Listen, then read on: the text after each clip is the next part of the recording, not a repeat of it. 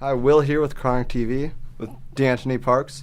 I always say about Deantoni, if you don't know him, you definitely know a band he's played in. He's played with Mars Volta, John Cale from the Velvet Underground, Moby, Lenny Kravitz, Sade, pretty much everyone. So, Deantoni, it's great to have you here today. Thanks for having me. Yeah, for sure. And a few years ago, you stepped out from playing with other people, and you brought forth your techno self method to the world with your album.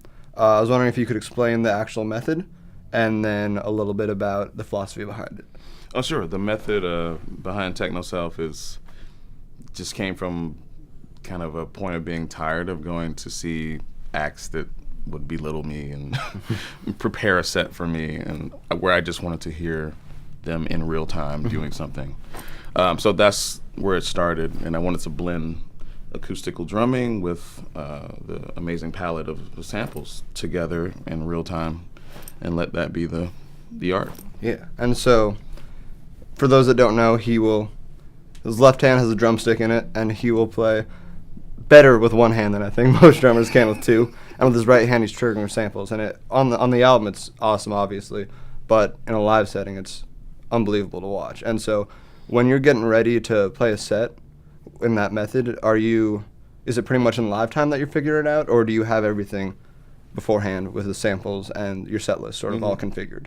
Well, I have a narrative that I can that can guide me in the moment and really set me up to go places that I wouldn't normally go. But I have my palette sauce to choose from, but I don't know exactly where it's gonna actually take me. But I have the book endings there, so that's my safety. Yeah. And in the middle, I can. If you get lost, you always know where to end up. Yeah, and I can feel the audience. I know where they're breathing heavily, or or less, or not interested, or so it's really a deep communication. And I think the last time I saw you play was in Seattle, and you had Macbeth projected on the screen, I think. Yeah, so let's talk the about Orson Welles version. Yeah, exactly. So what goes into the choice for sort of the movie projection? I love film, and I love old films in particular, but I just love masterful directors and writers. So that Orson Welles is a huge icon. I mean, in that world. Both so physically, he's so big. Yeah. So I just like to have that energy accompany my energy, since I'm in a now kind of moment. I need all the help I can get. Yeah. And well, speaking of master directors, you just finished up working with Paul Schrader on Doggy Dog. What was that? And you did the whole score, correct? What was that process like? Oh, Paul is one of the greatest writers of film probably ever. So to get any opportunity to work with him and to just, again, get that energy, because I'm a bit young. I wanted to be with the 60 and 70-year-olds of today. But so that was incredible. I scored it with Nikki Casper, and we did it as We Are Dark Angels. And you performed most of it live, is that correct? So we used the Techno Self method for the score. That seems pretty unprecedented for a score, I think. Was there any hesitation on the part of the production crew? No, Paul had final cut, so if we knew if we could win him over, we're good. So we got lucky that he had our back from the beginning. When you first came into the Doggy Dog process, and since it was your first big score, what was it like sort of adjusting to that whole different world? Frightening. I mean, because I'm not Danny Elfman, or I don't have a name in that world, so every day it was like a challenge just to continue to keep the position as head of a department. So I learned a lot quickly, but I did have a slight introduction into film via Mark Ruffalo. He directed a film years ago called Sympathy for Delicious, and he had me act in it, but also do the score with some of the Mars Volta members. And so that really helped ease my, the jaggedness of the situation with Paul. Yeah.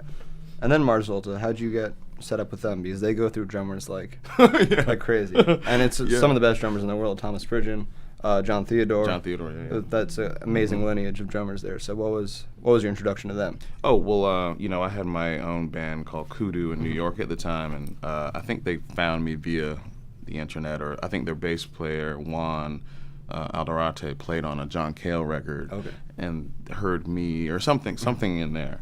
And so they contacted me and we linked up, and they hired a drummer. So, and I came in and I was like, well, I'm pretty much dedicated to John Cale and my own band, but sure, I'll play with you guys for a few weeks. And it was really fun. I loved Omar and Cedric, all the guys involved. And then I took a break, and that's when Thomas came in. Because he was a little more serious about the thing at the time. So that worked out perfectly, and then they came back to me when he quit, and and then we did Nocturnicate. Cool. Yeah, and I imagine it's a little hard to say no to John Cale. Yeah, you don't say no to John. No. And so, how did you meet him? Because he's an absolute legend. Yeah, I met him through an artist I used to work with, Michelle Indigiocello. She recommended me to him.